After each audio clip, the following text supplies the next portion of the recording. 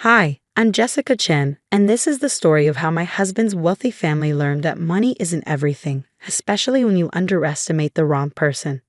I met Marcus at a small coffee shop where I worked while pursuing my computer engineering degree. He was different from the usual suited executives who barely looked at me while ordering their expensive lattes. Despite coming from one of the city's wealthiest families, Marcus would sit at the counter and actually talk to me about technology, coding, and my dreams of starting my own software company. "You're different," he said one day, watching me debug code on my laptop during my break. "Most people here just see me as the heir to Wong Enterprises. You see me as just Marcus." I smiled, closing my laptop. "That's because money doesn't impress me. Ideas do, dreams do." A romance blossomed naturally, hidden from his family's judgmental eyes. Marcus knew they wouldn't approve.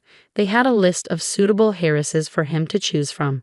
But love doesn't follow present paths. When Marcus finally told his parents about us, the explosion was nuclear. A coffee shop girl with a community college degree, his mother, Eleanor Wong, practically spat the words during our first dinner together. She sat at the head of their massive dining table, wearing jewelry that probably cost more than my entire education. "Actually, I'm completing my computer engineering degree," I corrected her politely. "And it's a state university, not a community college." "Same difference," she dismissed with a wave of her manicured hand. "Marcus needs someone who understands our world, our social obligations, not some scholarship case." Marcus squeezed my hand under the table. "Mother Jessica is brilliant. She's developing innovative software that could revolutionize." "Enough." Harold Wong, Marcus's father, slammed his hand on the table. "No son of mine will marry beneath his station. End this foolishness now." But Marcus didn't end it. Instead, he proposed the next day, and we had a small private ceremony at City Hall. His parents refused to attend. "You'll regret this," Eleanor warned him. "She'll show her true colors soon enough." Despite his family's disapproval, we were happy. Marcus supported my studies while I finished my degree, and I started developing my software on the side. We lived in a modest apartment, avoiding his family's social circles and focusing on building our life together. Then I got pregnant. The news should have been joyous. Instead, it set off a chain of events that would change everything. "A baby changes things," Eleanor announced, suddenly appearing at our door one day when Marcus was at work. Perhaps we were hasty in our judgment. She invited us to move into the family mansion. Marcus was thrilled, seeing it as a chance to reconcile with his family. I was hesitant, but I wanted our child to know their grandparents. So we moved in. That's when the real nightmare began. Eleanor's acceptance was a carefully crafted trap. She began hosting elaborate parties, parading me in front of their social circle like a circus act. "Isn't it charming?" she'd say. "Our Marcus, so charitable, giving a chance to someone from her background." I endured it all for Marcus's sake, but then I overheard a conversation that chilled me to my core. "The girl is becoming a problem," Eleanor told Harold in his study. "She's actually trying to patent some software she's developed." Imagine the embarrassment if Marcus's wife starts peddling computer programs like a street vendor. "The prenup will protect Marcus's interests," Harold assured her. "And once the baby is born—" "Yes," Eleanor's voice turned cold. "Once we have our grandchild, we can deal with the gold digger appropriately." I rushed back to our room, heart pounding. The next day, I discovered they'd been working behind the scenes. My patent application had been mysteriously delayed. My university records showed an investigation into academic irregularities. They were systematically destroying my credibility. When I confronted Marcus, his response shattered my world. "You're being paranoid, Jessica," he sighed, not looking up from his phone. "Pregnancy hormones are making you irrational. Mother is trying her best to welcome you into our world. Your mother is trying to destroy me," I shouted, showing him the patent interference documents I'd uncovered. "Those are just standard legal procedures," he dismissed. "Maybe if you'd stop trying to prove yourself and just accept your place in this family." "My place?" I whispered, finally seeing him clearly. "You mean beneath you? Like your mother always said." Before he could respond, Eleanor burst into the room, waving her tablet. "How dare you?" she shrieked. "Arguing with my son in his own home. Causing him stress with your wild accusations?"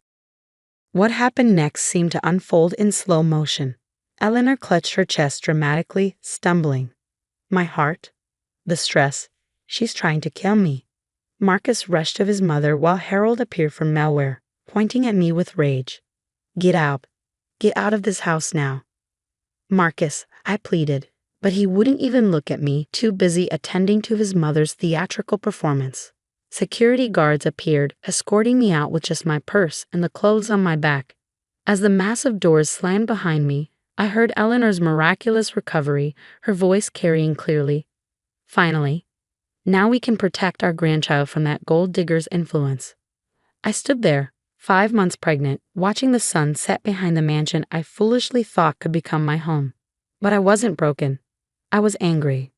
What they didn't know was that I'd seen this coming. I'd been preparing, and I had an ace up my sleeve, one that would make them regret ever underestimating the coffee shop girl. As I walked away from the mansion, my phone buzzed with a text message that would change everything. Ms. Chen, this is David Zhang, Marcus's business partner.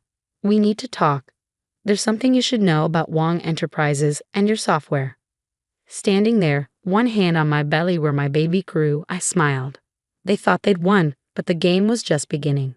The next morning would bring revelations that would shake the Wong family to its core. That night, I met David Zhang at a small, discreet restaurant downtown. Unlike the Wong family's usual flashy establishments, this was a quiet place where serious conversations could happen without interruption. David was already waiting when I arrived, his usually immaculate suit slightly rumpled, suggesting he'd come straight from the office. He stood as I approached, pulling out a chair for me. Thank you for meeting me, Jessica, he said, his expression grave. I've been wanting to talk to you for months, but the Wongs, they have eyes everywhere. I sat down carefully, one hand protectively on my baby bump. What's this about, Mr. Zhang? And why now? He pulled out a tablet, sliding it across the table. Take a look at this. It might seem familiar. My heart stopped as I scrolled through the documents. On the screen was my software, the project I'd been working on for years. But it wasn't just my code. It had been modified, expanded, and was now being prepared for launch as Wong Enterprises' newest product. They stole my work, I whispered, anger building in my chest. David nodded grimly. Not just stole it. They've built their entire new digital division around your framework. That standard legal procedure blocking your patent? It was so they could file their own patent first. But how did they? I stopped, realization dawning. Marcus. He had access to my laptop, my files. Marcus is just a puppet. David leaned forward, lowering his voice. Eleanor and Harold have been running the company into the ground with outdated strategies. They needed a win. Your software was their salvation, but they couldn't bear the thought of owing their success to the coffee shop girl. I remembered all the times Marcus had asked about my project, showing sudden interest in the technical details. How Eleanor had insisted I use the superior computer in their home office. They'd been gathering my work piece by piece. Why are you telling me this? I asked David. You're their business partner. He smiled grimly. Partner? More like their latest target. I built the Asian market division from nothing. Now that it's profitable, they're trying to push me out too. Just like they did to you. He pulled out another document, a contract. But I've got something they don't know about. 20 years ago, Harold's father gave me special voting shares. In writing. If combined with other shareholders, these shares could force a board review. My mind raced with possibilities. And what do you want from me? Justice, he said simply. Your software is revolutionary, Jessica. But they're implementing it wrong. Their shortcuts will make it vulnerable. When it fails, and it will fail, thousands of businesses will be compromised. I sat back, processing this information. So you want to stop them? I want to help you take back what's yours, he corrected. And in the process, maybe we can save Wong Enterprises from itself. Over the next few hours, David laid out everything. The Wong family's perfect image was a facade. Their fortune was built on taking credit for others' innovations. My software wasn't the first thing they'd stolen, just the most recent. There's more, David said, pulling out one final document. Remember that prenup they made you sign? The one Marcus said was just a formality? I nodded, my throat tight. It has a clause about intellectual property. Any IP developed during the marriage belongs to both parties equally. When they stole your software, they actually gave you a legal claim to half of its value. I laughed bitterly. They'll have the best lawyers in the country. Yes, David smiled. But we have something better. We have proof. And he paused dramatically. We have your backup files. My head snapped up. What? That day you came to my office 6 months ago to discuss cloud storage solutions. I noticed you uploaded something to a secure server. I've kept it safe, untouched, original timestamps intact. Tears welled in my eyes as I remembered. I'd been so careful, so paranoid about backing up my work. That paranoia had just saved me. Here's what we're going to do, David continued, outlining a plan that would make Eleanor's head spin. But we need to move fast. They're announcing the software launch at the annual shareholders meeting next week. I placed both hands on my belly, feeling my baby kick as if in agreement. I'm ready. The next week was a blur of preparation. David's lawyers worked around the clock, preparing documents. Tech experts analyzed my original code against Wong Enterprises' stolen version, documenting every theft. But the real masterstroke came from an unexpected source. Mrs. Wong. A timid voice called me 3 days before the shareholders' meeting. It was Amy, Eleanor's personal assistant. I have something you should see. She handed me a USB drive, hands shaking. I've worked for Mrs. Wong for 15 years. The things I've seen, the people she's destroyed. I can't do it anymore. Everything's on here. Every email, every hidden document, every secret meeting. I knew it must have cost her to do this. Thank you, Amy. She hesitated at the door. Make it count. The morning of the shareholders' meeting dawned bright and clear. I dressed carefully in a conservative black maternity dress, my hair pulled back professionally. David met me at his office. Ready? He asked, helping me out of the car. I nodded, squaring my shoulders. More than ready. As we walked into Wong Enterprises headquarters, employees stopped and stared. News of my dramatic exit from the Wong mansion had spread. No one expected to see me here. We rode the elevator to the top floor, where the boardroom was already filling with shareholders. Through the glass walls, I could see Eleanor holding court, Marcus at her side like an obedient schoolboy. The moment we walked in, silence fell. Security. Eleanor shrieked, half rising from her chair. Remove this woman immediately. I wouldn't do that, David's voice cut through the room. Not unless you want to explain to the shareholders why you're removing someone who owns half of today's big announcement. Harold's face turned purple. What nonsense is this? I stepped forward, my voice clear and steady. Before you launch my software as your own, perhaps we should discuss the original source code and the rather interesting emails planning its theft. Marcus went pale. Eleanor's perfectly made-up face contorted with rage. But before they could speak, the screens around the room flickered to life. Side-by-side comparisons of my original code and their stolen version appeared. Emails detailing their plan to block my patent. Security footage of Marcus copying files from my laptop late at night. And finally Eleanor's own voice.